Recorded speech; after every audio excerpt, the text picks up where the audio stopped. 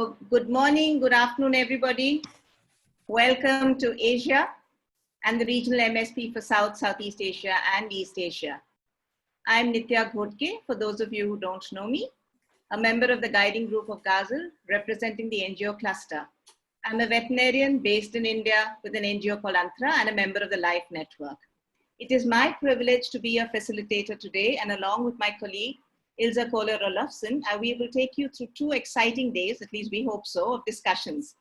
It's a pity we can't welcome you here in Asia, but our panelists will take you from sunny Sri Lanka to Tibet, Thailand, Laos, Vietnam, and India. Before I start the session, I would like to invite our chair, Fritz Schneider of GASL, to introduce GASL and the MSP for us. Over to you, Fritz. Thank you very much, Nitya. Good morning, good afternoon, good evening, everybody. It's my pleasure to welcome you to this regional meeting. This Asia regional meeting, which is part of the Global Agenda Online Multi-Stakeholder Partnership meeting, which is taking place because we could not meet in Switzerland. Let me share my screen.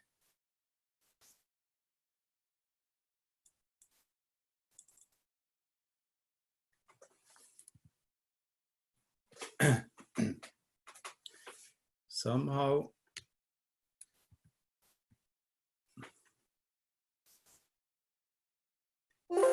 Okay.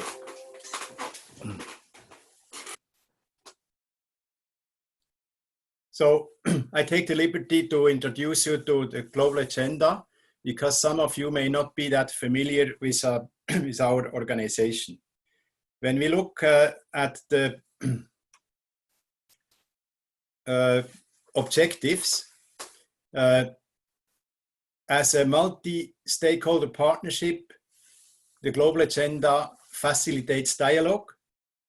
That means we have multi-stakeholder partnership meetings like this one, normally face-to-face. This is done globally and regionally. And we also, as members, we participate in meetings of our member organization, be it the Global Roundtable Sustainable Beef, be it the Committee for Food Security, be it the Global Dairy Platform. In that sense, we have an excellent network. The Global Agenda assembles and communicates evidence. What we communicate is science-based, and there is research being done by action networks, and we also publish. For instance, the Livestock Environmental Assessment and Performance Partnership, LEAP, is one of our very important action networks to develop metrics for sustainable livestock. The Global Agenda also advocates for change in practice and policy. We have been supporting a Mongolian agenda for sustainable livestock. We are participating in policy panels, and we were, by invitation, participants in the Global Forum for Food and Agriculture in Berlin 2018-2019. That's where up to 80 ministers of agriculture meet annually to discuss issues of sustainable agriculture.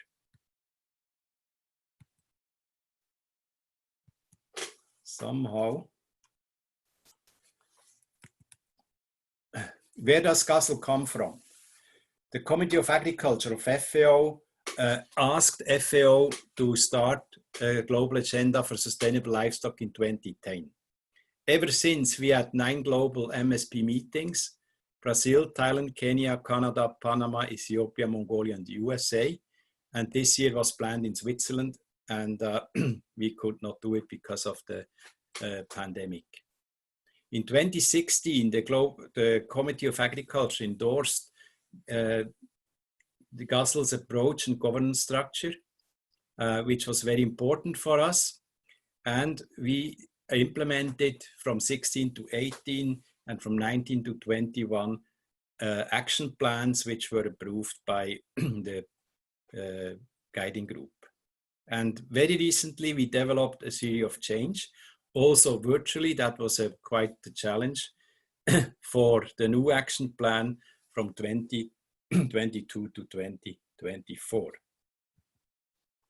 What is the governance structure? As a multi-stakeholder partnership, we invite people of all strata of the society. So the clusters are from the public sector, multilateral organizations, social movements, NGOs, donors, academia, research, and the private sector.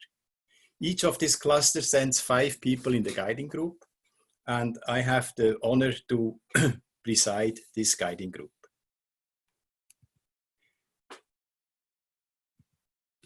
The work is actually done in the action networks, as I briefly mentioned already.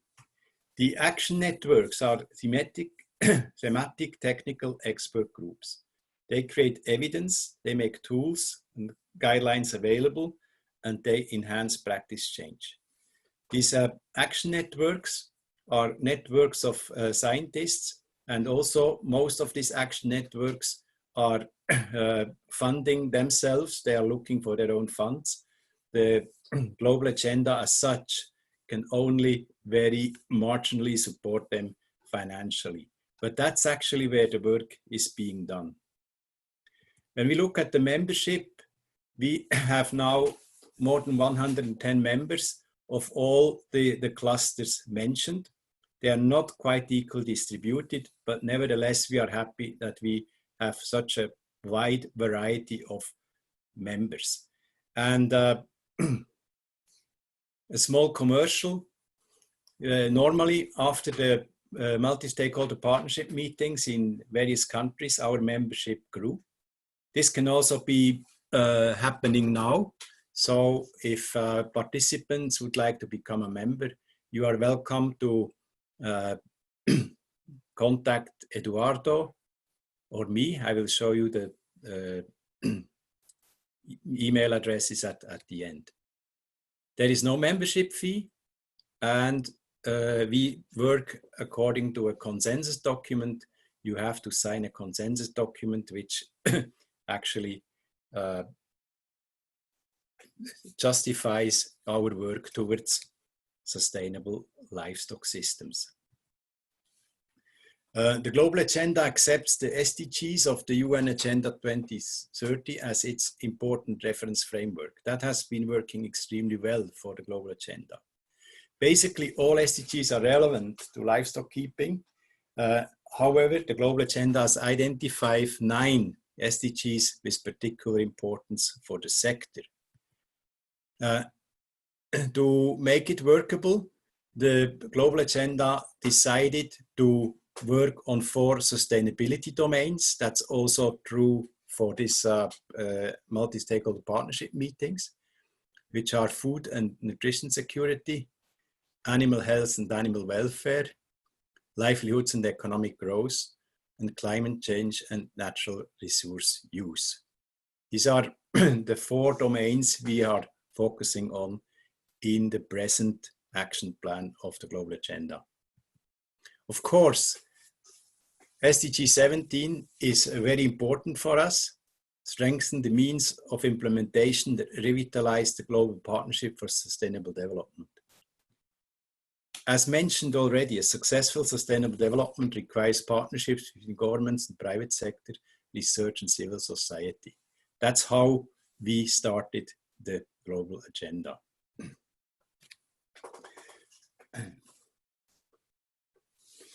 As mentioned, usually the Global Agenda has a multiple stakeholder partnership meeting once a year to bring together a wide diversity of livestock sector actors to address issues of sustainable development.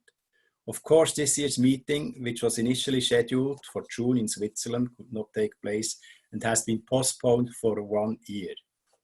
Instead, taking advantage of the virtual world we all live in at the moment, a series of regional meetings are being held in 8 regions, culminating in a global meeting under the theme Lessons from COVID-19 for Building Back a Better Future Through Sustainable Livestock.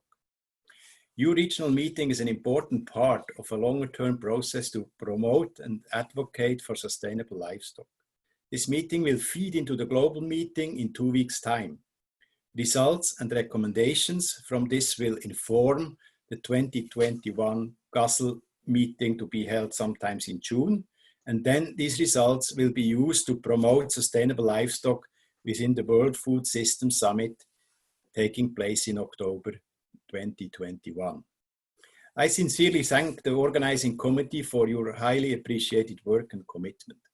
The organizers are Nitya Gotke and Antra, Ilse Köhler-Rolefsson, Katinga Dibalog, and Dengpang Bu from China. I wish us all a very interesting and fruitful meeting, and I also look forward to seeing you all at our worldwide event starting September 14 and lasting till September 18. Thank you again and see you very soon. Thank you, Fritz, for that introduction. I'm sure those who are not familiar with GASL would be definitely see if they would like to join in the next few days. So I again welcome you back to Fritz, have you stopped sharing? Okay. Okay. So I would like to share my screen now.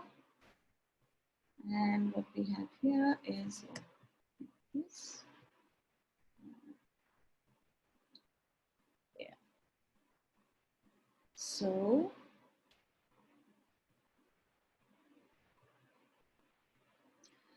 So I would like to bring you to Asia and welcome here. I wish it could have been, you could have visited us right in Asia here, but unfortunately we'll have to do this virtually, but maybe this way I take you to several more countries than what we would have done if we'd been in one place. So welcome to the livestock sector in Asia, and our question today is it a cause for concern? As you know, Asia is a crowded continent. We have lots of people and lots of animals. The human population is approximately 60% of the entire globe. The livestock population is also significant and has been changing very rapidly over the past 30 years. There has been a rapid transition to industrial systems to meet the regional demand for livestock produce. So as you can see, industrial poultry houses have become very, very popular now. And between 1985 and 2013, the poultry population rose from 3.5 to 12 times in the last 30 years to feed these industrial units. Today, Vietnam, in fact, stands the largest feed importer in the world.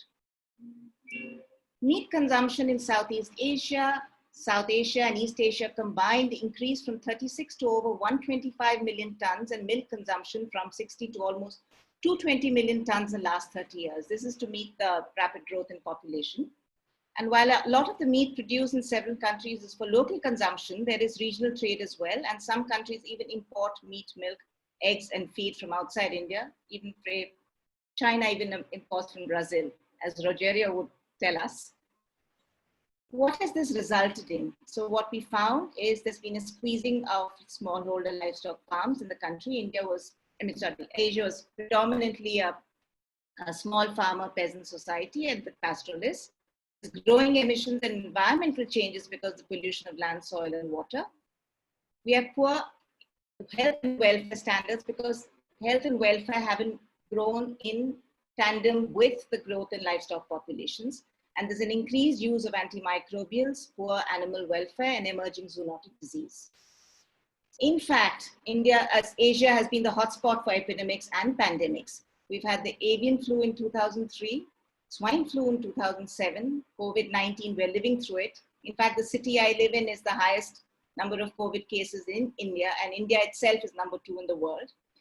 And African swine flu is the other epidemic, which although not zoonotic, has had a huge impact on pig rearing in the continent the last 3 years. So our discussion, what are we going to discuss? What has been the impact of the pandemic on food and nutrition security, on health and animal welfare, as Fritz explained to you, the 4 pillars of GASL, on livelihoods and economic growth, and on climate and resource use. How has the pandemic affected different types of livestock farmers and livestock systems? For example, we have capital intensive systems, labor intensive systems, and those that make extensive use of land, such as pastoralists. How has the pandemic affected different categories of people? And how have different agencies responded? How have governments across the continent responded? How has the private sector responded? NGOs, civil society, and research institutes. Looking at the action for the future, can we make Asia's livestock systems more sustainable, more resilient? We look for answers from you all. What are the actions, measures to be undertaken for building forward? What are the knowledge gaps? And what is the role of sustainable livestock to prevent a future pandemic? We expect the outputs we expect are a better understanding of the impact of COVID-19 on the livestock sector in Asia, a better understanding of what the next steps action should be, and a discussion on how we can prevent future pandemics. I will introduce the panel one by one. We have a very diverse panel spanning different countries, different sectors. We were unfortunate not to get anybody from the private sector. We tried very hard. We've been trying for the past month and a half at least, but we've not been fortunate to get somebody from the private sector. But our panelists are diverse and bring in different experiences and different sections of livestock rearing. We also want the audience to participate, so we've got some time for that. We are also going to have an opinion poll. I will be posting some questions in the chat as the presentations are going on, and I would appreciate it if you could send in your response to these. So that's my presentation. Thank you. And I will now go on to the panelists. And I would first like to invite Katinga Dibalog, Dr. Katinga Dibalog, as the panelist. Katinga is a veterinarian and specialized in veterinary public health and currently holds a position as Senior Animal Health and Production Officer at the Food and Agriculture Organization of the United Nations Regional Office for Asia and the Pacific, which is based in Bangkok. And she is the lead technical officer for over 30 projects in the region, including some projects on climate smart livestock and COVID-19. We couldn't get someone better than Katinga to start the session. So here we are. Thank you. So thank you. Good afternoon to all, and thank you very much for this opportunity, and thank you, Eva, for introducing me. As first panel member, I would like to present you a little bit on the effects of COVID-19 on the livestock sector in Asia and some of the responses to the current ongoing pandemic.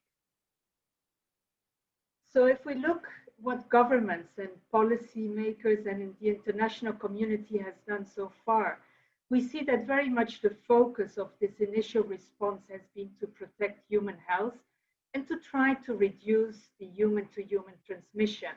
We still need to understand better where this pandemic actually came from and how did it spill over to humans. So further, the activities that are ongoing now is to try to mitigate the actual negative impacts that the current pandemic has, and to see how to reduce the contribution that it has on food security, on nutrition and livelihoods, how these sectors are being impacted. And if we look at the livestock sector, this is one of the key contributors to these areas as food security, nutrition, and livelihoods. And they're extremely important for vulnerable populations that are really our focus. But if we see what other effects have been of COVID-19, specifically on the livestock sector, FAO has done some assessments with countries to try to understand what the effects are generally on food security, but also on livestock specifically. And here we have found that the livestock value chains are being disrupted, and this is having some severe socioeconomic consequences on the people that are part of these value chains. But we also see that the different livestock production systems have been impacted in various ways. So actually the most affected have been, on the one hand, the large producers, because we have seen they have had difficulties in getting inputs, in getting feed for the animals, but also the outlets like slaughterhouses. And we have also seen that people working, for example, in the slaughterhouses have become infected with COVID-19 because of the transmission, the close contact of people there, not because that livestock has contributed to it, but it's actually the working conditions. But then another group that has been severely impacted have been the pastoralists, where they have faced movement restrictions. they weren't able to access their pastures or markets, and also because they weren't able to move. They often were in conflict with actually the population that were resident in the specific areas. But we also see that women has been very much impacted because they often deal with small ruminants and poultry. And when they are being impacted, the whole household suffers in the sense of that the essentials for the household are not being able to be purchased. And also this can have impact, especially on nutrition and nutrition of children. So what are the effects further on of COVID-19 on the livestock sector? I mentioned already some of the labor issues. There has been shortages because people got ill or because they were not able to go to work, but also the market closure and especially the informal sector has been hit here. Then there has been reduced supplies, and we can think of veterinary drugs, of vaccines, of day-old chicks, or for the reproduction, the lack of semen, or for these different inputs to reach the actual farms. But then also the services have been impacted, and here we think of food safety inspection, of extension services, animal health services, and overall we have seen, for example, in countries where currently there is African swine fever, that, for example, the control measures were not possible to be implemented due to these restrictions. But then overall, the consumer has faced, because of unemployment or other issues, there is an overall reduction in purchasing power, and clearly this has impacted the market. Further risk communication, and here we need to see that, for example, in certain parts in India, suddenly people associated it with avian influenza and reduced their purchases of chicken, for example. Or in Pakistan, we have seen also that sheep, there were some misconceptions and suddenly there was a reduction in the purchase of mutton. So the second question is Asia the hotspot for zoonotic diseases, and how can we prevent future pandemics? And Andrea already presented some of the reasons why Asia is a hotspot, and clearly it is a hotspot. Some of the reasons, it's the densities of population, the population grows, but also the economic growth, and this has also led to changes in consumptions and more increase in consumption of animal protein, but also rapid urbanization, changes in the value chain, and encroachments into forest areas. And clearly this has brought close contact of human animals, and in animals we link to livestock as well as wildlife. Well, changing eating habits, more eating proteins, but also the eating of wildlife has brought some risk factors with it, as well as the traditional markets where not always the high standards of hygiene are being used. As well, we see that Asia, there is much cross-border movements, and clearly there are very different levels of disease control. If we ask the question on the prevention of future pandemics, the answer is yes and no. We cannot completely prevent future pandemics, but we can certainly mitigate their impact. And here in this graph, you can see from the epidemiology of the diseases, most likely we have zoonotic diseases in wildlife, and this is the green undulating curve that is there continuously, more or less, with up and downs. But then there can be spillovers, and generally these first spillovers can either be first into an animal, a domestic animal population, or it can spill over directly into the human population, or from animals to humans. And clearly, one of the key factors is to have a good understanding of, first of all, the epidemiology, but then also to detect in an early stage the disease. And this will require to have good veterinary services on the ground, but also working with the wildlife sector, have a good surveillance system in place and laboratory capacities, but then to have also the capacity to respond rapidly to an eventual outbreak. And this will need to have, first of all, manpower, but also financial resources, as well as good contingency plans in place. And then once the initial outbreak is addressed, also the sustained control of the measures need to be implemented. So with this, I would like to thank you very much for your attention, and I look forward to the questions. Thank you so much. Thank you, Katinga. That was a very nice presentation. And my name says Antra here, but I'm Nitya. So sorry anyway, for that. Yes. That's okay. That's okay. I realized there was a problem. I think we can take 2 questions at the moment, just 2, and then we'll have another session afterwards. So is somebody going to put their hands up?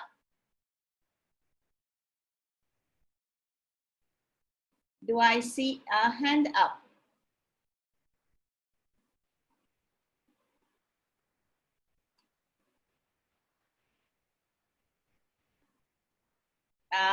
Katinka, I think you were so clear that perhaps at the moment, no questions. Maybe we'll get someone to come in later then. Thank you very much. No problem. Okay. I'd like to now, yes, is there something you'd like to say?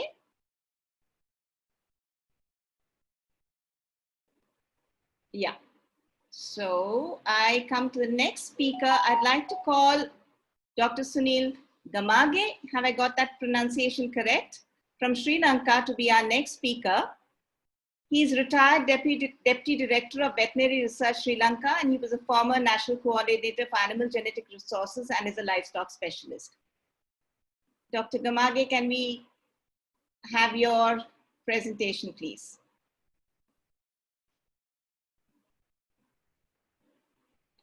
I know he's here. He signed in.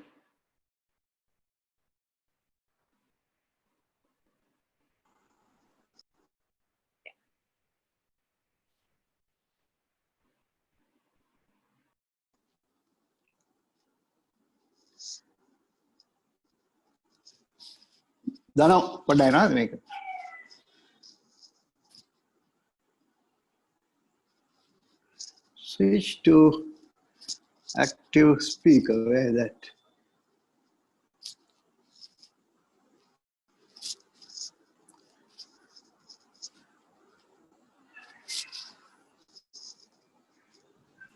We can see you and hear you. Yeah, but can you hear me? Yes, we can hear you. You can hear you. You can hear me? Yep. Yes, quite clearly. Okay.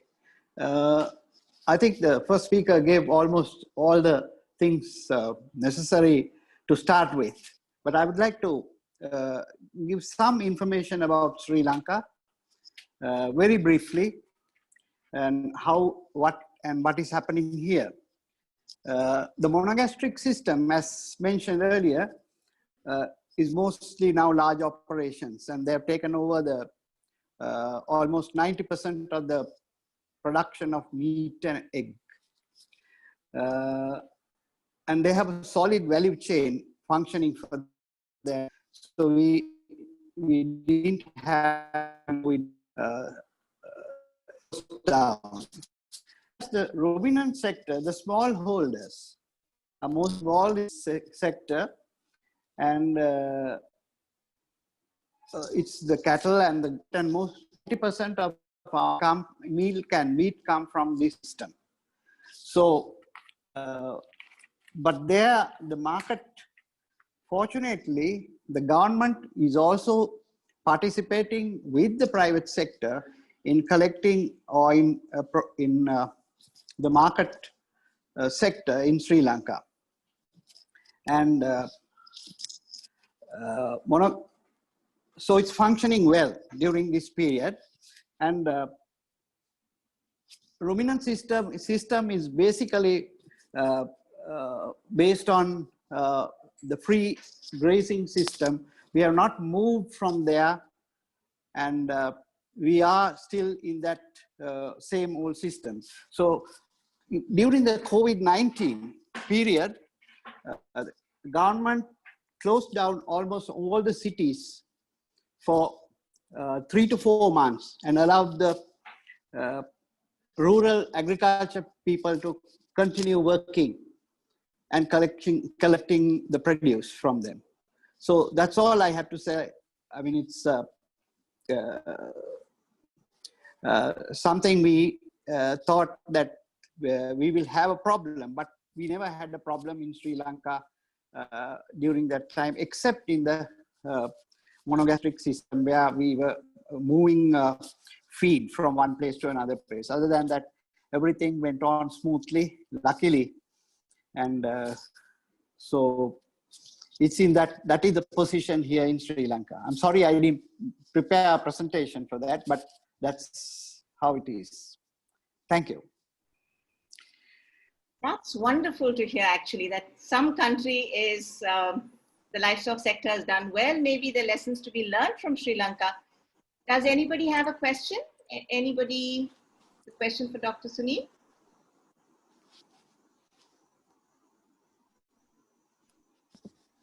You need to put your hands up.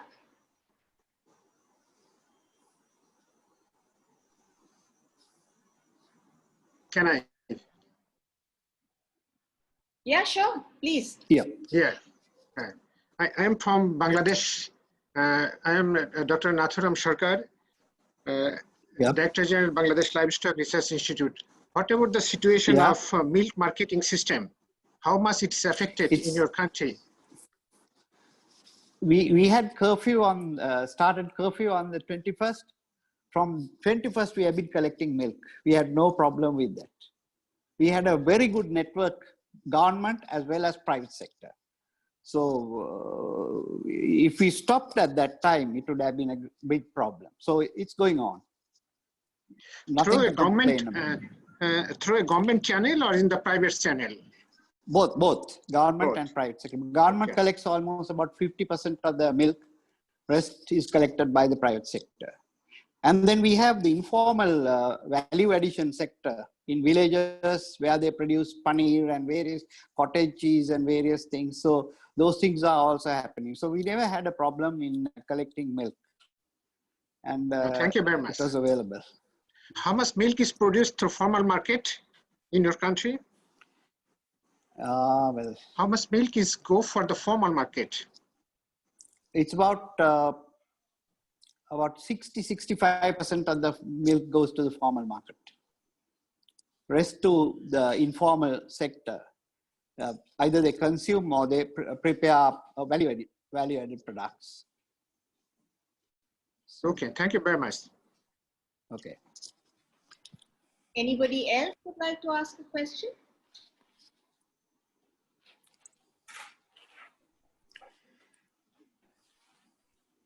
Okay. So yeah. Dr. Gamake, Sunil, could you write a little note for us, please, about how Sri Lanka hasn't faced a problem? It may be nice for our records. Yeah. Huh? Yeah, I'll send it. I'll email it to you. Yeah, that would be lovely. I look forward to it. So it's something that we could just put a little box in the final report that I prepared. So that would be really nice that we have at least one country which seems to not have suffered very much. Okay, thank you very much for that. The third person, I would now, from Sri Lanka, we're off to Tibet. So I'd like to invite Professor Ruijun Long. Dr. Long is Professor in Pastoralism Science at the School of Life Science, Lanzhou University. He's also Director of the International Center for Tibetan Plateau Ecosystem Management, Lanzhou University. Executive Director, Center for Frontier Science and Eco-Environment Climate Change at the PAN Third Four Regions, Lanzhou University. He's a senior ecologist and theme leader of the Ecosystem Services ISIMOD from March 2016 to December 2019. His research includes functional management of grassland ecosystems, Qinghai, Tibet Plateau, and the physiological and ecological adaptability mechanism of Tibetan livestock, especially yaks. I'd like to invite Dr. Long, please. Thank you. Is he with us? Yes, thank you. Can you hear me? Thank you. Yes, yes. Thank you. Welcome, Dr. Long. Thank you. And let's see how to manage this, to share my presentation. I need to share. Oh, yes, how I can manage to share my presentation as we do this. Let's try. Okay. Share. Share. 共享不了。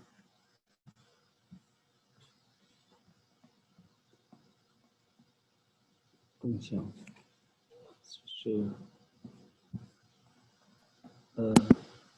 Sorry, I'm trying to.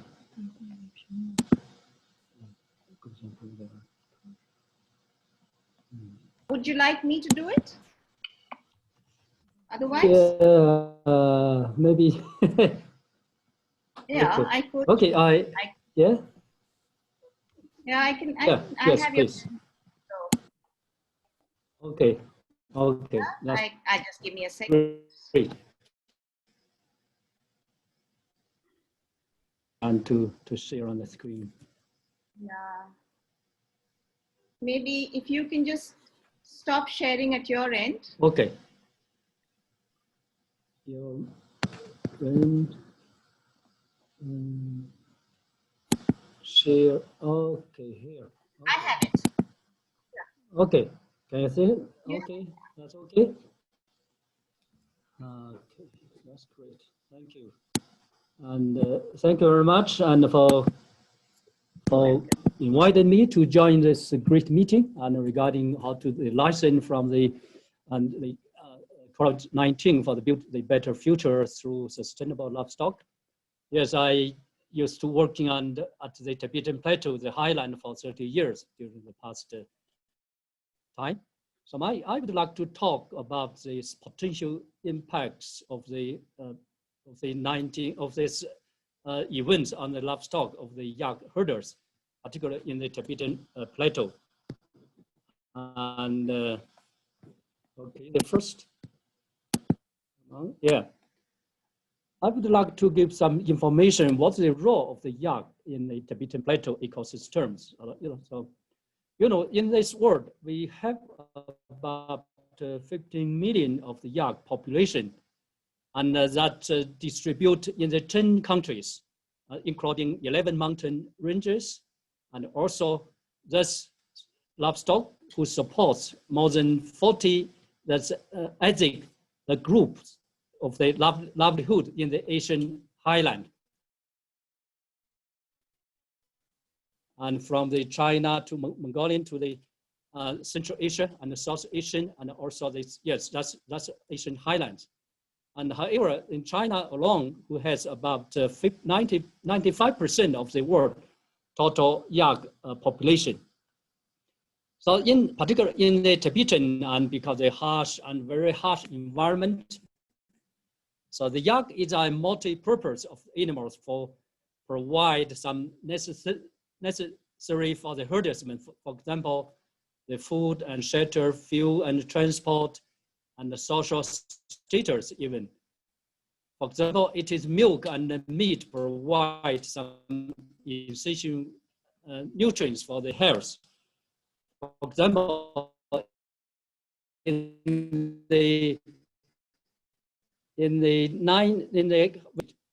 that's where the herders cannot access of the fresh vegetable. That's about half a year. So that's herders have to drink a lot of yak milk and to get all this of the nutrients from the yak milk.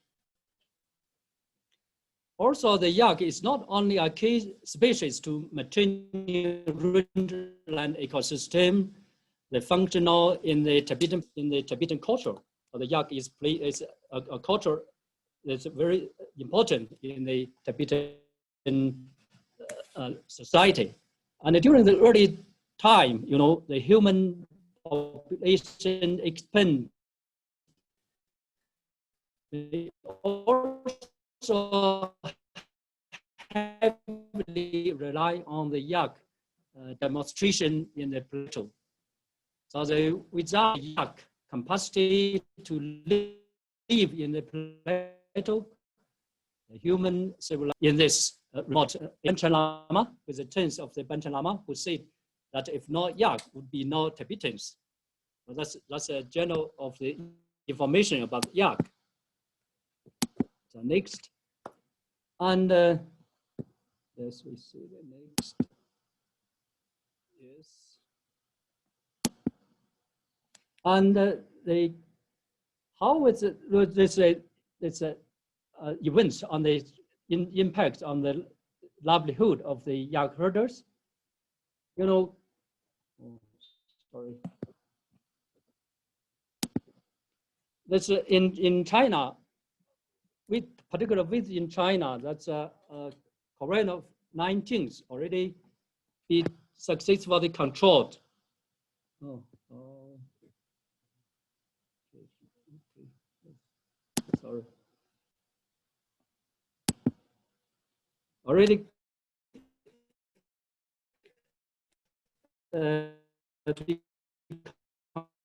controlled in the particular in the pastoral area. For example, and also because the import and export of the grain in the area, that's international market is is almost restricted. So beyond, and the freight cost that's increased a lot in that area, and also due to the recession in the catering industry for the hotel and the restaurant, and particularly during the last half year, and the beef and the mutton consumption also decreased. And also, yeah, that's important value of the foreign feed, beef and the mutton have been greatly reduced. You know, now some country stop to export the beef and the mutton to the other country, particularly also to China. So the price of the beef and mutton is spending less in the normal market or of the meat we can find everywhere in China. And the last one, and income are also affected negatively. So thus we have this kind of question, all these issues. But we also get support from the government and companies within China. So I heard that the government may give more ecological subsidies to the herdsmen and develop their production in the coming months. And some companies also have raised the price of buying the live cattle and sheep to benefit the herders. So they leave some space of the benefit to the herders. And also the company by adjust the structure of the ration. So this company can maintain the certain profits, such as replacing of the hay with the straw in some company, because they need to pay to the herders for the more benefit or used by high price to buy the animals from the herders. So the price of the livestock will be increased greatly in the coming months, and we can see this trend.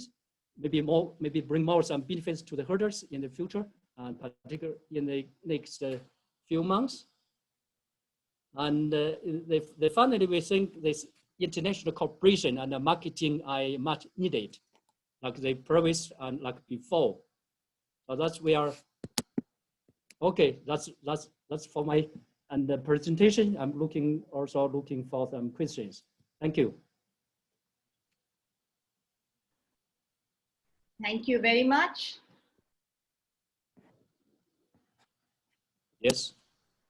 Thank you very much, Dr. Long. That was a very nice presentation which took us to Tibet. Any questions? Yes. The audience is quiet. Oh, good, Rogerio. I was looking forward to the question. Yes, I'm very curious. Thank you, Dr. Long, for your presentation. It's very clear, and also the importance of the yak in your place. What do you mean by ecological help you said that could be one alternative to increase to help people there, and I'm very keen to hearing from you. What do you mean about ecological help, please? Okay, the government and from the different ministries and also the central government and also this what's called this other governments and from different levels, sometimes they give and release some ecological subsidies and to help the herders can to recover or they can start their production. And the young herders, they can use this kind of money to build some business and other, and how to also can use to recover their rangeland and to recover the rangeland to produce more feed and to feed of the animal. So this across of the Tibetan area, and because the Tibetan, including Tibetan Autonomous Region and also Qinghai Province and some parts of Gansu Province, some parts of Sichuan Province, so it's quite huge. The different province, they have the different policy and trying to support of the local herders through this project or through this ecological subsidies. Okay, thank you. Okay, thank you. Any other questions? Nitya, this is Padma. Padma, yes, please go ahead. Yeah. See, we have seen that there is a lot of import of livestock products in your country. And my question is, was there any change in the domestic policies?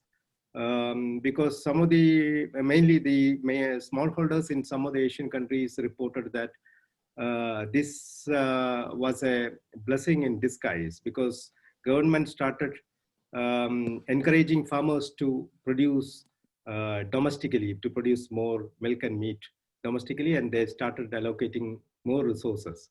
So any of that kind of policy changes happened during this period? In China?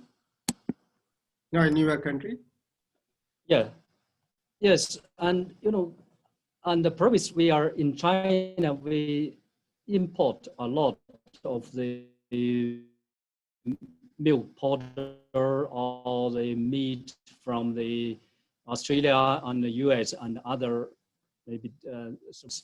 But during this time and during this particular time, and I think because some of the policy or some other issues, either we stop to import of the animal product from other country, or the other country stop to export their product to China. So this both is happened in the recent months.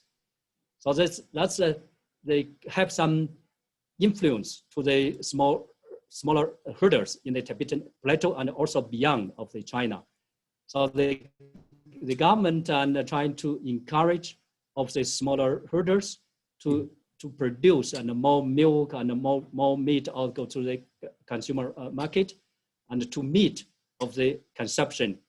But sometimes they cannot meet that such quite of the amount. So that's why now we have the trends of the price of the milk and also the meat, the beef and the mutton and even the pork is increased in the market, in the local market. So that's really a question. So that we say we still need the international market, how to exchange and import and export. Okay, thank you. Thank you. Padma, can you share your question on the chat, please?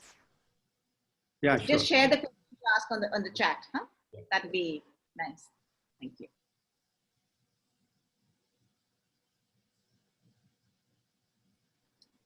So I think that's the two questions, unless somebody has a very pressing question. I would like to move on to the the fourth participant for this session. And I would like to invite Antoine Loury. Hello. To make a presentation. Antoine is the head of partnerships and prospecting in Southeast Asia for the French NGO Agronomists and Veterinarians Without Borders. He's a founding member of Veterinarians Without Borders International VSFI, a worldwide network of 12 professional veterinary NGOs. Since July 2019, Antoine is based in Vientiane, Laos, and from where he has been actively working with AVSF partners, CFAO, OIE, CIRAD, local authorities, to develop appropriate measures to respond and prevent animal diseases, including African swine fever, by improving smallholders' biosecurity practices and increasing the resilience of humans, animals, and ecosystems to emerging diseases, including COVID-19, through the promotion and operationalization of the One Health approach. Over to you, Antoine. Thank you very much for the presentation. Just a question, are you seeing now my presentation? We can see your presentation, but you probably have to go to slideshow. We can see. Okay, slideshow. Where is the slideshow?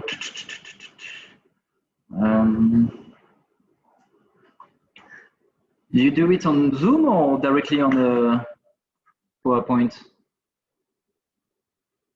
You have to do it on your, no, not on Zoom. You'll have to do it on your, okay. On the presentation.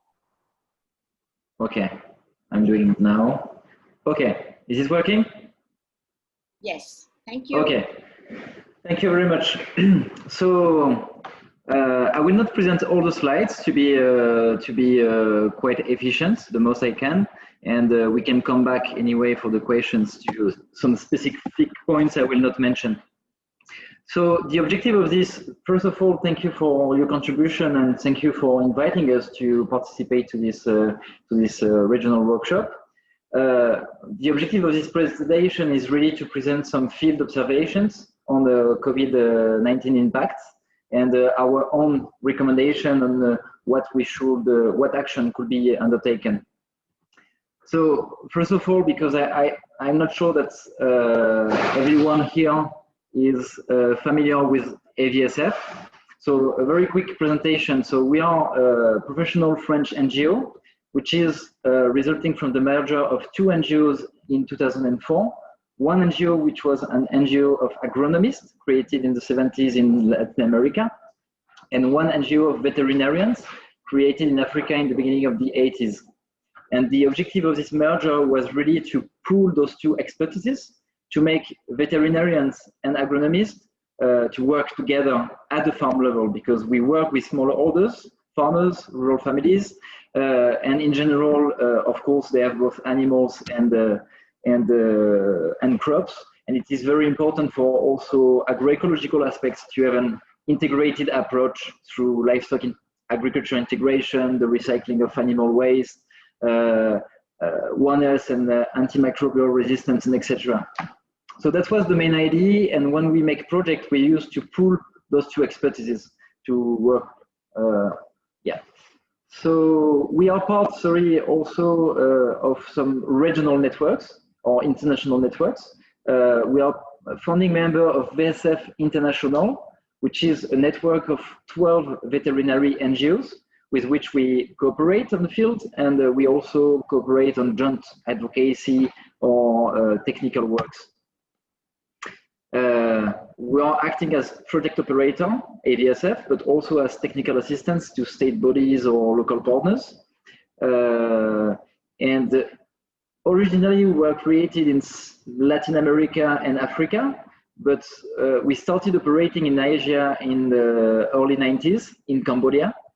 And in Cambodia, we worked, for instance, for 30 years on the training of community animal health workers and the structuration of the sector as a whole, meaning that 10 years after we started working there, for instance, the community animal health workers were officially recognized by a sub-decree from the government. We work a lot on animal health and community animal health workers, but we also work, of course, on value chains. So this is specifically the case in Mongolia, where we supported the creation of a sustainable yak and cashmere fiber value chain through the organization of local farmers organization and the establishment of PPP schemes with also international buyers. This is a project which is still ongoing, and I will talk about it quickly later. Today, AVSF, we have permanent offices in Mongolia since 2004, in Cambodia since 1991, in Lao PDR since 2011, and we were present in Vietnam from 2000 and 2018. Recently, taking into consideration the very worrying epidemiological context and lack of veterinary NGOs in Southeast Asia, we also conducted preliminary missions in several Southeast Asian countries, including Myanmar, Indonesia, and Timor-Leste in 2019, of course, before the lockdown. So I will skip the part on the country profile. Anyway, you will have the presentation after the workshop, so you can go through that. I will just focus quickly on our regional strategy. So I will not elaborate much because I think that Katinga explained very well the general context, which is extremely worrying, especially in Southeast Asia, regarding transboundary animal diseases. So our main objective currently is twofold. The first one is to work on supporting smallholders against African swine fever and other transboundary animal diseases through the improvement of their biosecurity practices from the farm to the value chains. I'm talking about that because prior to the COVID-19 crisis, there are other existing crises ongoing, especially in Southeast Asia, and it's important to take it into account into the understanding also of the impacts of COVID-19. Our other priority, of course, it's the response to COVID-19 crisis. And today we see this crisis as both a risk and an opportunity. The risk for us is that it can durably undermine the capacities of countries to prevent and control animal diseases, including zoonoses, because donors, governments, and sometimes households reallocate massively resources primarily to human health and economic boost programs. This is a big risk that should be taken into account. And, but at the same time, it's also an opportunity because today we see also those actors who get more accustomed to some new notions, and including the notion of One Health. And this notion for us and this approach is very important if we want to work on the improvement of health systems as a whole and to work more on the resilience of these health systems and on longer term effects than emergency response interventions. So to do that, we have, let's say, threefold approach. So the first one is to, of course, contribute to policy making and national regional strategies by coordinating with OIE, FAO, and national authorities, to make advocacy to our donors and development partners, of course. Another point which is very important to us is to promote research action schemes, because we think that it's very important, especially for new diseases like this, that we bridge the gap between the scientific research and development projects, because if we want to produce some evidence-based actions and to improve policy-making processes, we need to really encourage those cooperations. This is something that we are working on, especially currently with CIRAD.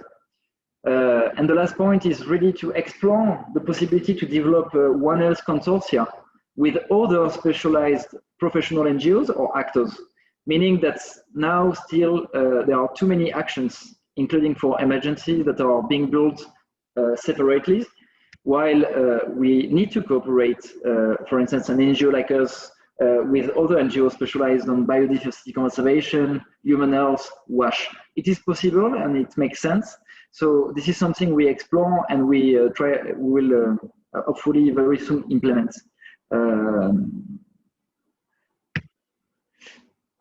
So right now, regarding the regional project we have, so I didn't talk about the national project, but for the regional project, in line with this strategy, we have a regional project on the ISF response and biosecurity, one other on the One Health Eco Health research action in Southeast Asia, and another in prospect on AMR, AMU in Southeast Asia.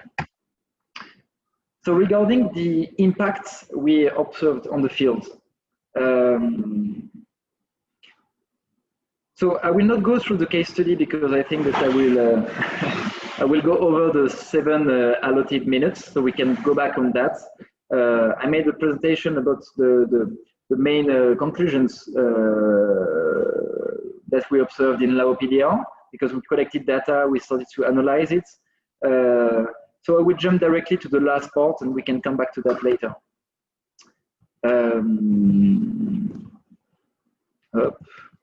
Sorry, there are many figures.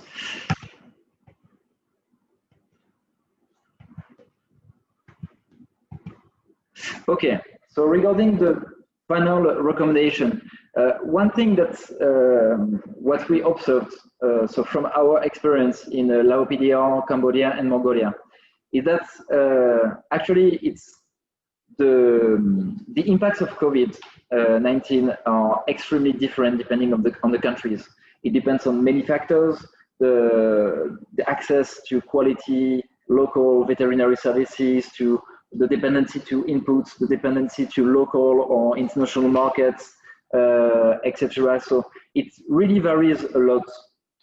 What is common to all is that there are general impacts, for sure, that's because livestock in those countries plays a decisive role in the country's economies, but also and especially for smallholders. So impacts on food and nutrition, of course, on income generation, but also on the ability to access human health and education services because of least cash income from especially pig and poultry, and of course the disorganization of value chains. What we observed in general terms is that if we take the case of LAOPDR, which was relatively less affected than other countries, we can say that it was indeed less effective for several reasons, but among these reasons is that this country is mostly relying on traditional systems based on subsistence farming and local value chains that were generally more resilient to short-term impacts because they didn't rely on inputs, on markets for their incomes. It didn't happen at the time when it was a big breeding period or agricultural production period. And also it's a country that is less dependent from external markets, like it is the case for Mongolia with the Kashmir with the fiber value chains, or from remittances from relatives working in factories or abroad, like in Cambodia. So this makes us say that our objective of supporting diversified and agroecological productions, local market and circular economy schemes is more than ever essential to ensure national food security objectives and more resilient production schemes. What we notice also is that, of course, farmers that were and livestock breeders that were better organized, either from farmer groups, cooperatives or local national networks, were better informed and reacted more swiftly and efficiently. So it was the case, for instance, in Mongolia, where our ongoing project working with farmer groups, with all the value chains on the fiber market, has been important to alleviate the impact of COVID on the loss of incomes of those farmers, which was very important at the beginning of the crisis, and which is still a risk today. And in Cambodia, for instance, we still contribute to the animation of a community animal health worker network at the national level, through which it was easy to both get some information, provide some information, provide some equipment sometimes, and etc. Another general conclusion is that prevention measures are more effective and cost efficient than emergency response.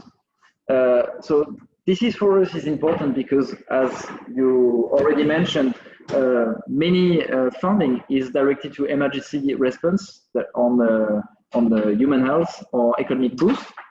But those emergency actions only will not or only partially prevent the longer term effect of the crisis, and they will not prevent future ones. So it is very important for us to use this opportunity to advocate for longer term actions. And those longer term actions for us, especially in Southeast Asia, it's to work on biosecurity in a global manner, meaning from the farm to the plate, from the production to the value chains. And another very key challenge is to work on developing an inclusive One Health approach, especially at district and community level. And in this framework of prevention, we still believe that community animal health workers can play a key role in cooperation with other community leaders, both to communicate on safety measures with their communities, to make epidemiological surveillance, to detect and report animal diseases to authorities, to raise awareness and provide guidance on hygiene, good animal practices, including zoonosis, solid waste management, biosecurity, etc. Provide also some input supply services at community level, coordinate vaccination campaign, and etc. A third key point for us is really to improve the coordination between technical partners and to make joint advocacy towards decision makers and donors.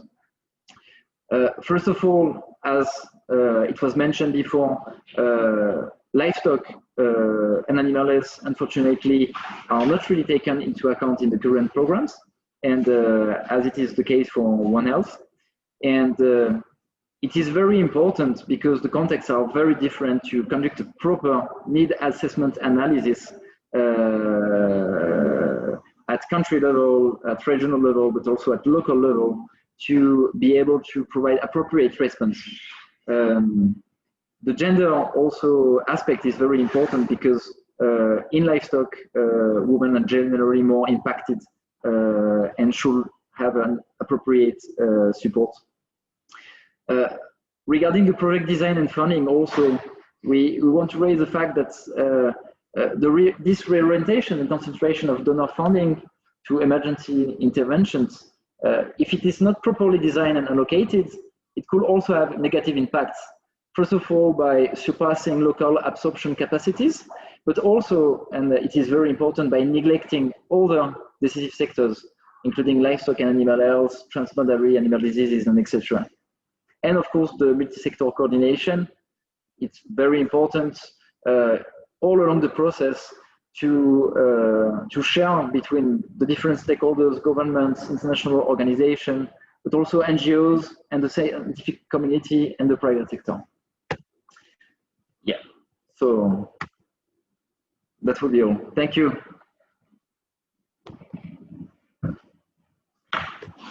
Thank you, Antoine, for your presentation. You will have to send us that. Yeah. You'll have to email that presentation to us, so we can include elements from it onto our note.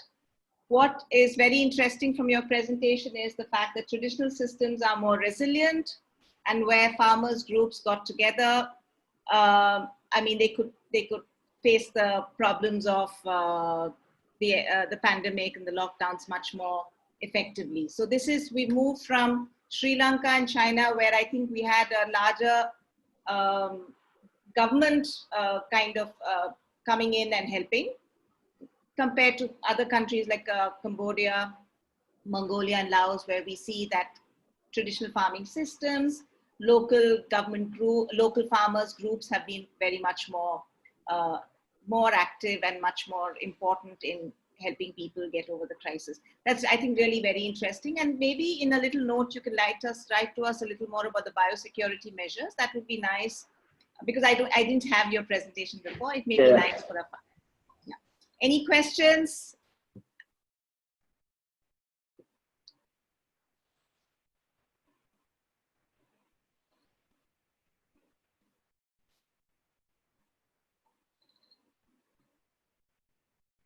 Does anybody have a question?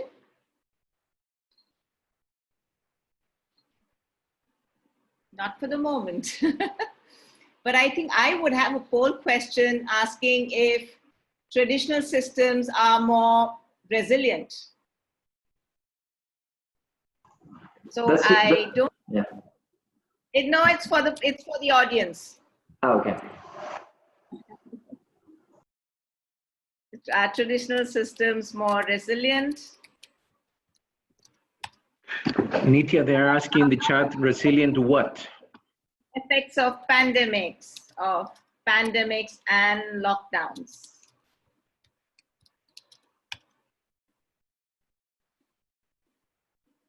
I think that's what we faced in the last few months. So I think that's basically what we're looking for. Are they more resilient to pandemics and lockdowns? And because the question before this, are more pandemics likely to happen? And I think we have at least one person saying, yes, it may happen. We may face the situation again. So are smallholder systems, which are less dependent on external markets and external inputs, more resilient, is the question that comes in.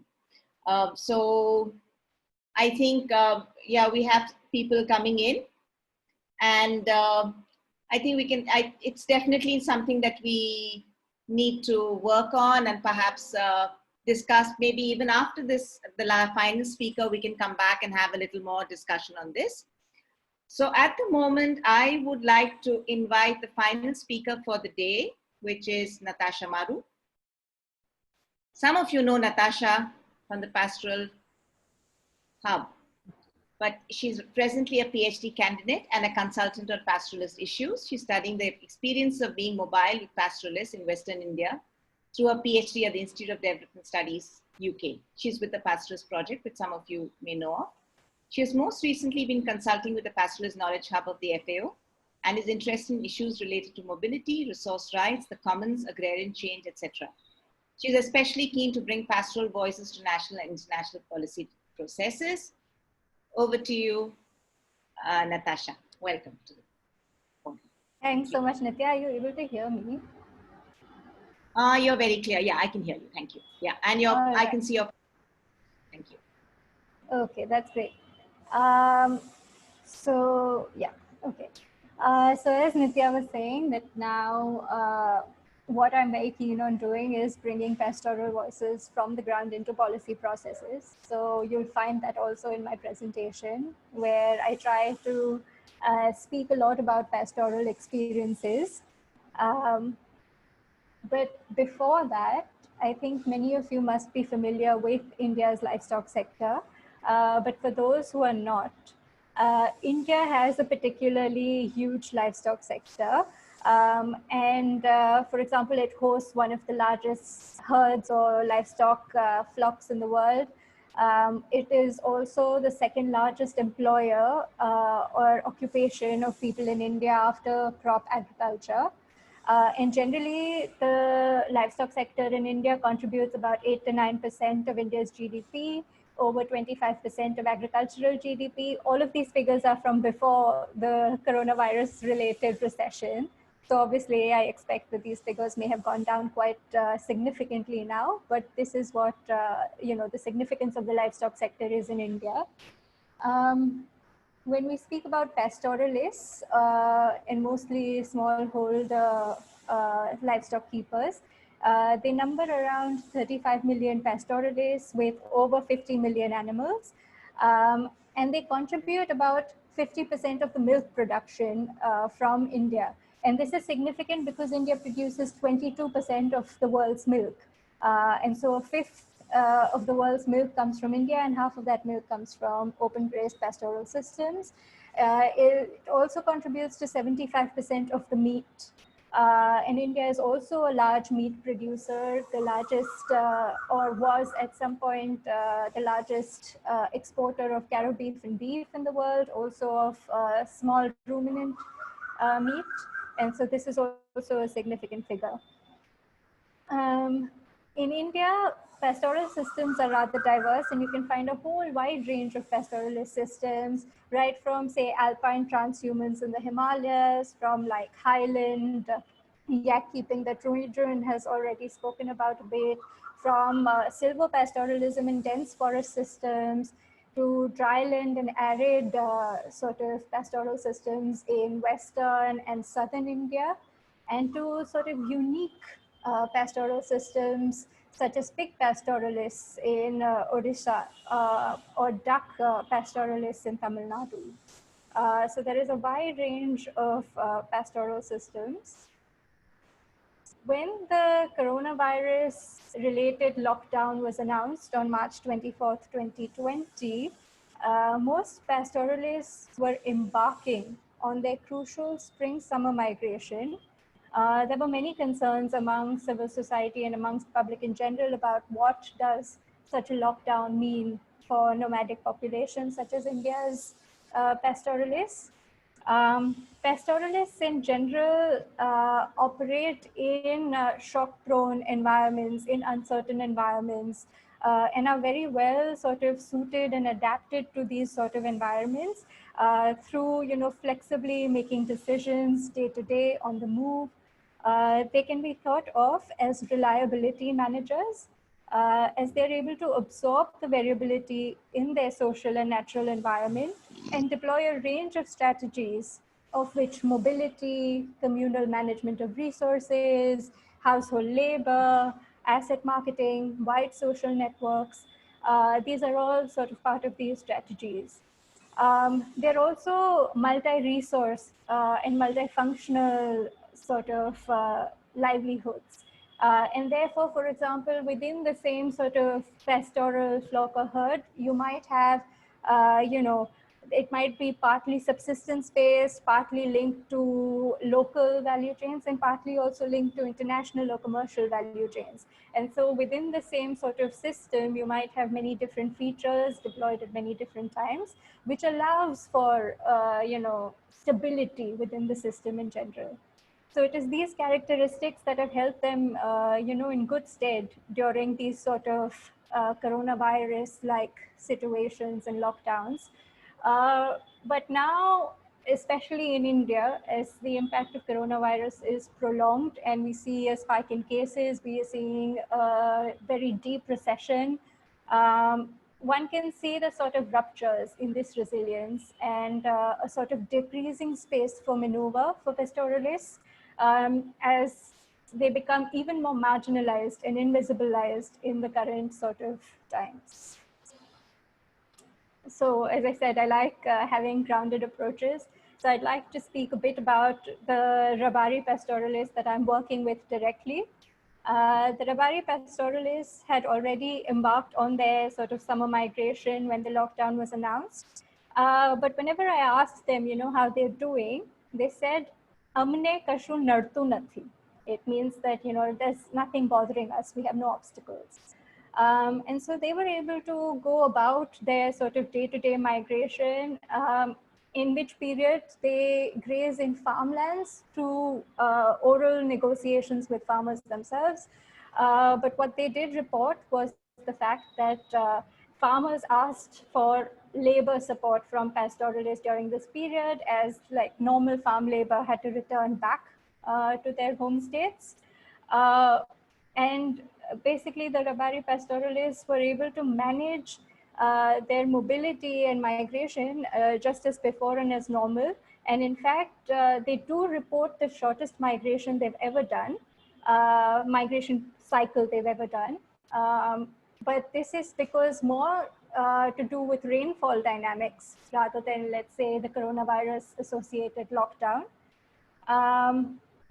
They've bypassed, for example, lockdown-like conditions by moving through sort of farm areas instead of highways, by moving through the support of certain social networks, and also having faced any sort of trouble from state actors such as police. But while the Rabari have had this advantage, there are other pastoralists in India that have not been so lucky. For example, the Gujjar Bakarwals in Kashmir or the Gujjars in Punjab and Haryana faced boycotts and restrictions from the villages that they normally go and supply milk to or migrate to. because of the lethal combination of communal politics colliding with the sort of pandemic. Another restriction came in the form of an advisory from the Ministry of Environment, Forests and Climate Change, which sort of prevented pastoralists from moving into any sort of national parks, reserves, or sanctuaries, so as to sort of minimize human-wildlife contact. Although this sort of advisory was supported by other orders from state governments that allowed pastoral movement, the timing itself was very crucial. And as these advisories took on delays, pastoralists tended to lose out on fodder resources. These were the impacts on movement, but there were also economic impacts. For example, in milk sales. Milk sales in general has done better and better than most other of pastoral products, especially where local value chains were available and shorter value chains were available.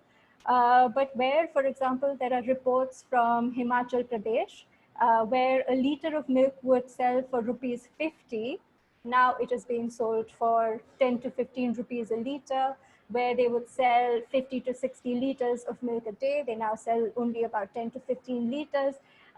There was a moment where the Van Gujars of Uttarakhand would spill 5,000 liters of milk on the roads because they weren't able to sell, as their whole settlement was contained because of a case erupting. And so this again calls for example, investment in more sort of value chain, cold storage, investment in providing minimum support prices for milk and things like that. The meat market has done much worse from what I am told. And this is partly because as household incomes in general have declined, the consumption of animal source products has also declined, and meat has been one of those products that has been sort of kept out of the food basket so as to conserve household resources. Besides the closure of transportation for domestic and international markets, export is still not allowed, and so it's been about 6 months since there has been export of animals, live animals especially. And therefore the meat market is hit quite a bit. Of course, the pastoralists are lucky in that sense that their produce has longevity. So they're able to hold on to their livestock and wait for better market conditions. But of course, this means that there are huge labor costs and a certain impact on fodder resources by having larger flocks. But this is something that they are able to maneuver, and are hopeful that post the coronavirus pandemic, they would be able to have the prices for their animals. The wool market is again another market that is export dependent, and therefore where governments such as again in Himachal Pradesh have done wool procurement and shearing, this has gone on as normal. But where, for example, private players and contractors are expected to shear and sell, this has not been possible in this cycle because the main sort of market for wool, the Bikaner Mandi, is closed, and imports from especially the US have been reduced. Access of social services. So just as with many other sort of low income and marginal groups, the access to social services has been lacking, but this has been especially exacerbated for pastoralists on the move because they aren't able to access social services, which are normally location based and based on a sort of sedentary perspective. They haven't been able to access, food supplies or ration because of lack of identification and the lack of close by sort of resource shops. The medical facilities have also been such that pastoralists have had to go from the bush to town to access medical services, and often due to caseloads at this time and a certain sort of wariness of the pandemic, they've been rejected from hospitals and doctors' clinics. And so they have been, largely able to manage through their own personal networks through sort of historical mobility. But more and more one can see that these are problems that pastoralists are beginning to face, even though they have managed through this pandemic and otherwise very well. Unfortunately, the relief measures that the government has announced has not included the pastoralists at all. For example, most of the relief measures such as the Pradhan Mantri Kisan Samman Nidhi scheme or other sort of state announcements for farmers has not included pastoralists or often just small scale livestock keepers within their ambit. These schemes are made for landholding farmers and crop agriculturalists. The Atmanirbhar Bharat scheme, which is one of the sort of flagship schemes to come out of this COVID period for the rebuilding of the Indian economy, has also not included any sort of provisions for pastoralists. It does have provisions, for example, for the establishing of commercial dairying, but these sort of provisions are geared towards industrialists who would be interested in taking up these sort of commercial dairying and manufacture and processing of allied dairy products. There have been no provisions for meat-based livestock value chains, and especially this is difficult for the small ruminant keepers, which are largely pastoralists in India. 90% of the small ruminant flock is held by pastoralists. And therefore, while cattle or buffalo holders are able to benefit somewhat from the provisions for dairying, camel keepers and sheep and goat keepers, for example, are having a much tougher time. And yes, I think in general, while these communities have been pushed to the margins, this sort of coronavirus period offers both an opportunity in which, for example, certain measures can be taken, which I think will be discussed more tomorrow. But in general, the option of sort of standardizing and labeling of pastoral products, the sort of development of more private and local value chains, the development of dairy-based systems, the development of social services for pastoralists, such as giving universal coverage for social services. This time can be a sort of stepping stone towards pushing for these policies from the government. But at the moment, it seems as though that pastoralists would be pushed even further into the margins and into the sort of arena of blindness if their cause has not taken up.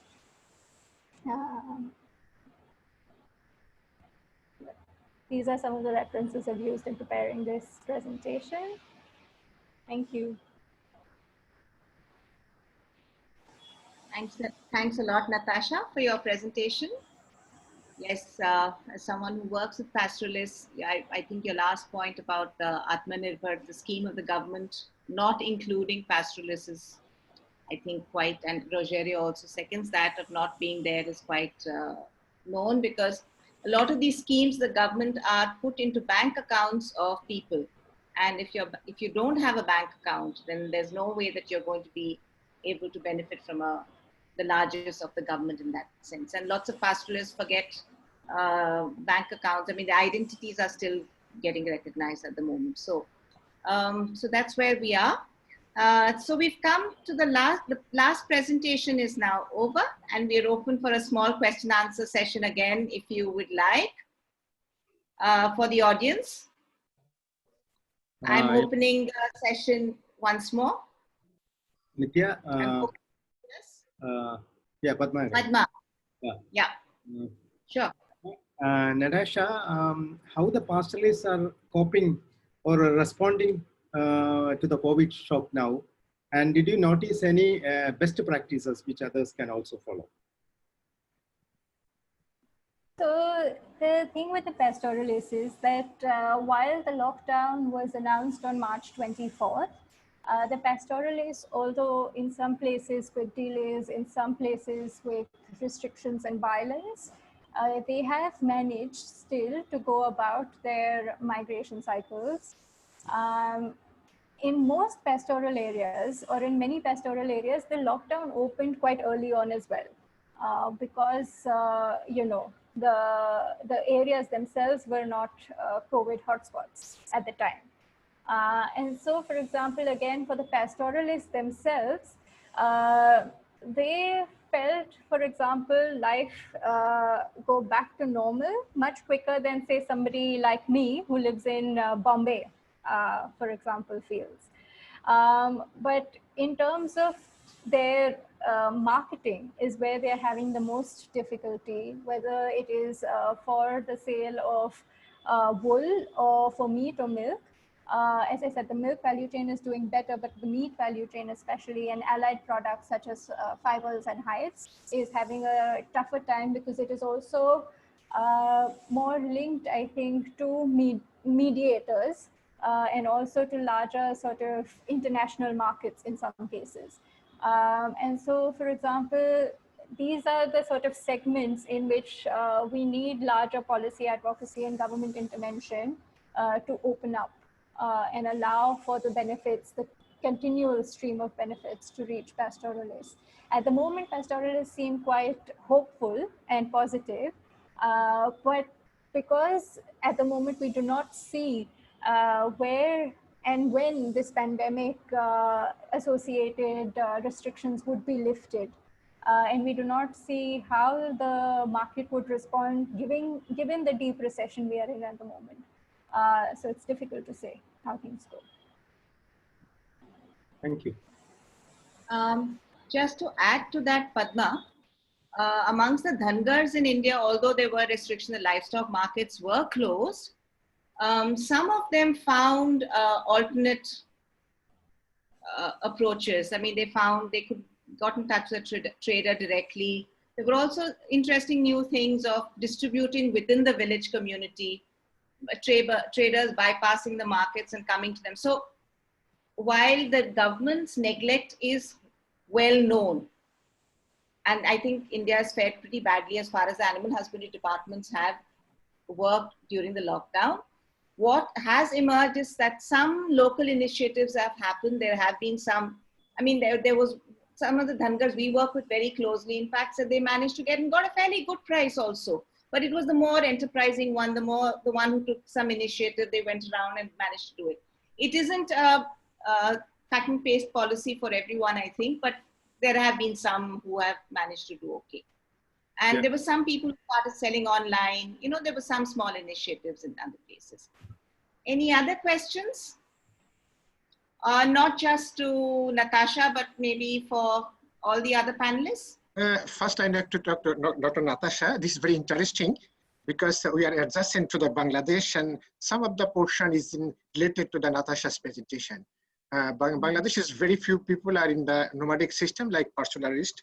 But my question is that to Natasha, though the pastoralists not bother for the COVID anxious, is there any incidence of COVID to the pastoralists? The incidence of COVID in the pastoralists, how many or nothing? This is my question. And another is on part is already been given answered.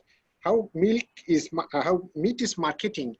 Whether is there a live market system among the pastoralist people or in the community basis? Is there any community entrepreneur who can support the pastoralists, take the live animal and sell it to the in urban areas?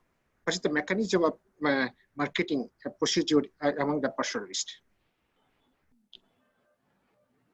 Thank you for your question. In terms of coronavirus among the pastoralist communities, there have been cases, for example, as I mentioned, amongst the Van Gujars, there was a case and their settlement was contained. But largely amongst the pastoralists, there hasn't been reported widespread cases. It's also hard to sort of ascertain whether certain cases are from pastoralist communities or not. But the threat of contagion has been both ways, where pastoralists themselves have been restricted from villages because villagers felt that they might be carrying the virus with them. But also pastoralists have found that some of the destinations that they intended to go on had become coronavirus hotspots. And so they also felt the threat in both ways.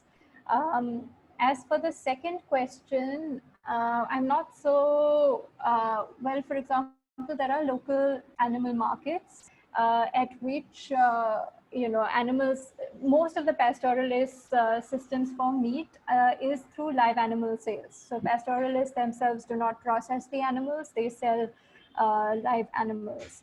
And often this is at very different sort of levels. So for example, where I work in Gujarat, most pastoralists sell directly to traders, and traders may sell to local sort of, the local market where it goes to local hotels, restaurants, or for local meat consumption, or they might sell to an aggregator who sells domestically or also internationally. So these value chains tend to be very multi-layered, and a pastoralist himself may sell two different value chains all at the same time, because for him, it is through live animal sales. In other parts of the country, there are live animal markets to which the pastoralist would bring their animal. And of course, this is different for cattle and small ruminants, because, for example, in many states, the sale for slaughter of cattle is still banned in India. And this is also an impact that is very much felt at this time. For example, again, in Gujarat, where there is a big sort of animal welfare discourse. In these times where villages have sort of restricted the coming of outsiders into the village, the livestock traders seem to be one of the first persons sort of prohibited from entering the village, saying that it is the threat of coronavirus, but actually it's also the larger sort of politics playing into, the religious politics playing into this sort of experience. Thank you very much. Hey, Nitya, I have a question if nobody else is waiting in line. Abhi, yes. Please come on. Yeah, thanks everyone. This is a fascinating set of talks. I have a sort of broader question about, and it sort of ties into what some of what Natasha just spoke about. So I guess I'll split it into two halves. One is, as an example, just as the coronavirus pandemic was hitting India, there were these wild rumors about poultry, about it originating from poultry. And so the price of poultry crashed. So the industrial poultry production was really massively hit, which I think led to an increased demand for ruminant, small ruminant meat. And so I suppose that was good for the pastoralists at that point of time. But the other side of this is that using the pandemic, there's a whole group of lobby, there's a very large lobby now, and that lobby extends from international climate change movements, the Eat Lancet Commission, for example, as well as a whole bunch of others that are not distinguishing between large-scale commercial meat production systems from the smaller scale ones in their whole push for reducing meat consumption. And in India, of course, it's also juxtaposed with more religious and other overtones. So, I suppose my question really is, how do we also deal with these kinds of sort of geopolitical playings that are going on, where there's different set of actors, the left and the right are somehow coming together without understanding these nuances, and which is making, which will make this kind of extensive animal agriculture very difficult, or at least they'll, put lots of barriers in front of it. Abhi, who is the question for? It's a general question. It's not to anyone specifically, but sorry. The question's quite loaded, and it would require a discussion by itself.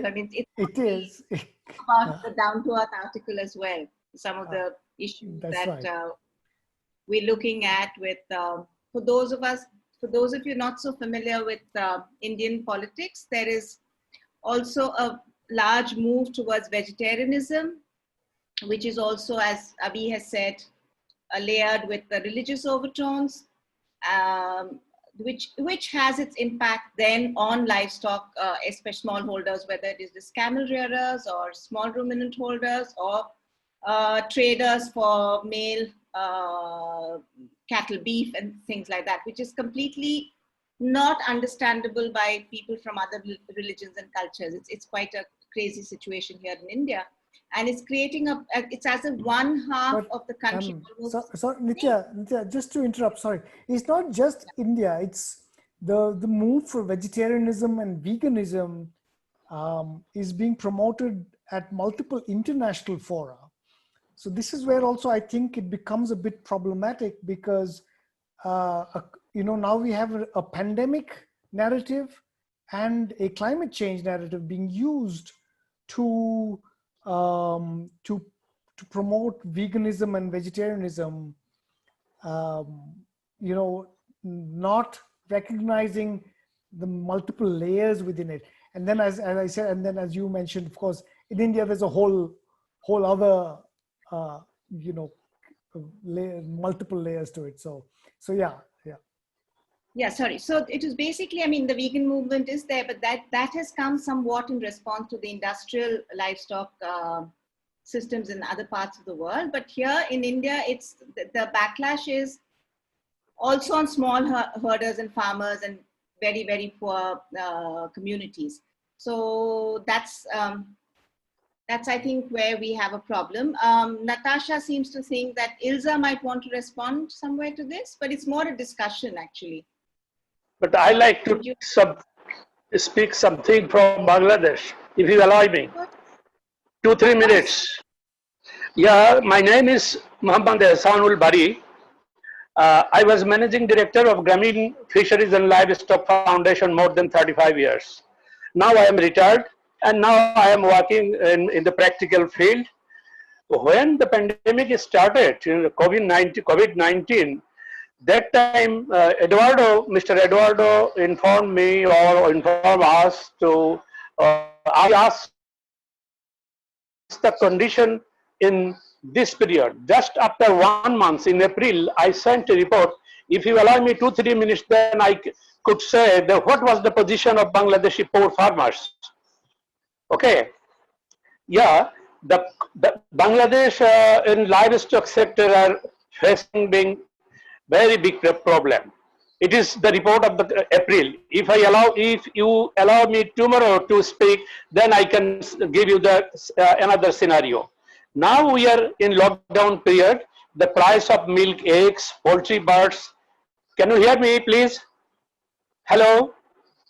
Yeah, the price of milk, eggs, poultry, birds, and is very less because farmers can sell their products. They can't sell milk to the processors and the market also. And it is the selling milk is 1/4 price. Price of day-old chick is near about 0. It was 37 taka, but that time when pandemic started, the price of day-old chick was 0. That means less than 1 taka. Production cost of one chick is 32 taka, but the farmers sold in 1 taka only. Every day 13 millions of day-old chick are producing, but they destroying their millions of day-old chick in a day. They are keeping under the soil. You cannot imagine. Processors are not taking milk. They can't send milk to the cities. They have big stock of powder milk. They don't want to make more powder milk. Feed price is also gone up. Feed mill and factory completely closed. Demand of poultry, especially broiler, is reduced. All kinds of food shops, fast food shops is also closed. In last 1 month, 2,500 crore taka, Bangladeshi taka, it called India in rupees, was lost in this sector. $1 means 80 taka, 100 millions, that means 100 crore. So you can imagine what a big loss happened in Bangladesh already. Thousands of livestock and poultry farmers are in very bad position. Many poultry farms already closed. Most of the vaccines coming from China and European countries. So if COVID stay long period, then the farmers will be suffer more. Shortage of vaccines create a big disaster. Many livestock selling market is closed. So price of beef, mutton is also high. Consumption reduced 50%. And 9 crore taka loss every day. 1.20 million taka, 1.40 millions of liters of milk producing every day, maximum quantity of milk can sell. Cattle also came to sick due to shortage of food. After withdrawal the lockdown, farmers need to rehabilitate through soft loan and moratorium. And government also thinking this. In our country, Bangladesh, the present Minister of Fisheries and Livestock, he is trying very hard to work with the farmers, and he already asked to the different processors to open and to make the milk powder also. And FAO can give up some special fund to Bangladesh, and FAO for giving donation to small farmers directly or through enlisted NGOs. And the third point, in sanitary aspect, it will not be a big problem. Farmers are maintaining distancing. Livestock should be cleaned. Drainage system should be clear. Individual cattle need to be clean every day. And cattle rearer should clean their hands after and before touch or working in the cattle. After touch, etc., farmers should be used hand gloves, mask, and need to take all protective measures. Still now, there is no news that COVID spread from livestock. Government also advising after take care of animals, farmers should wash the hands and take all protective measures. These are the good things now coming, and we are overcoming the problems and the situation. I hope that tomorrow I can give some points how we are covering the problems, or we are what I say, we are doing day by day good situation. Then I will tell you tomorrow. Thank you very much. This is Sunil Gamake from Bangladesh. It was the position, but right now the position is changing. Okay. Thank you. Thank you. Maybe slides tomorrow if you have them ready. Okay. So I have some requests which are also up on chat. Antoine Lurie would like to show the slides he couldn't show, which are to do with the effect in Laos and Cambodia, which is because there's no pastoralism there. We also have someone from the private sector, poultry sector in India, which may actually be Rahul Srivastav, who would like to make a small presentation of the situation there. So I want to know what the audience poll again, what would you like to hear? Yes. Yeah, tomorrow I will present here, and maybe I met him earlier, and we'll try to discuss tomorrow. Yeah. So is the audience the different policies from the states and put them together as an example? Yeah. Yeah, Mamta, that's the Natasha's put something to Mamta. But what would the audience like? Or it's almost, we've been together for about 2 hours, and if you would like to carry on tomorrow, that's also okay. Mamta will be there tomorrow. Mamta will be there. Mamta will be there tomorrow. Yeah. Dr. Bhatt. Yeah, I know her very well. She knows our work in Bangladesh also. Great. Thank you. So do we want to, Rahul, how many slides do you have? Ma'am, actually, I haven't prepared the slide because it was spontaneous. So I can share the field experiences because our team is working more than 150%. They are working in field for vaccine delivery. So if audience is interested, I can share that thing. Okay. How about maybe, I mean, tomorrow actually our program is not that full. It might be a good idea to switch that to tomorrow. I think it would be an interesting juxtaposition of Abhi's position and Rahul, Dr. Srivastav's experience to have it all together. Yeah. Rahul, come with few PowerPoint presentations tomorrow. We'll be happy to share them online, okay? It is better. Yeah. Thank you. It will be better. Thank you. Antoine wanted to share the effect on Cambodia, Laos, and Vietnam, I think, or Mongolia. Would you like to see those 3 slides? We have, if you can show us about Vietnam, then I think it will be good. Earlier, we have seen many times of Mongolia. Okay. No So time. I'll request Antoine to be very quick with it. Okay, Antoine, are you there? Yes. And a lot of report also in FAO Mail and other places about Mongolian livestock. We read out already on it. A lot of things. Antoine, maybe very quickly you can share the impact, not more than 5 minutes maximum. Would you be able to? All right. Okay, so what I wanted to share, because it's about field observation, so it's in the 3 countries we are having ongoing operation now. So it's Mongolia, Laos and Cambodia.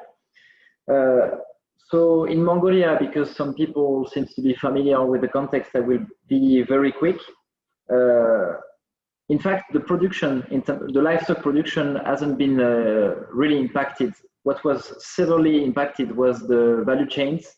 And already we assume that the livestock breeders are losing 50% of their incomes because they are highly dependent to international markets, especially for fiber products and cashmere, for instance.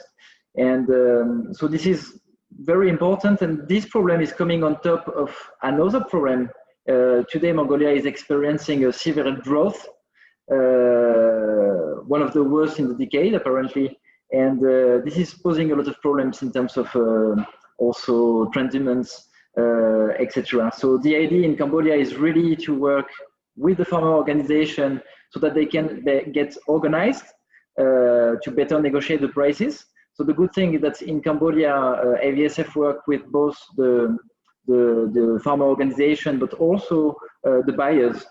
So we try to really support the process so that the farmer organization can negotiate better prices, decide which amount of fiber or meat they sell, to really coordinate, which is very essential, but also to work with them on diversifying the production so that they don't be too resilient on those external markets. Regarding Cambodia, I wanted to stress that contrary to LAOPDR, the community animal health worker system is like quite well developed nationwide. The veterinary services, the public veterinary services are much stronger than in LAOPDR.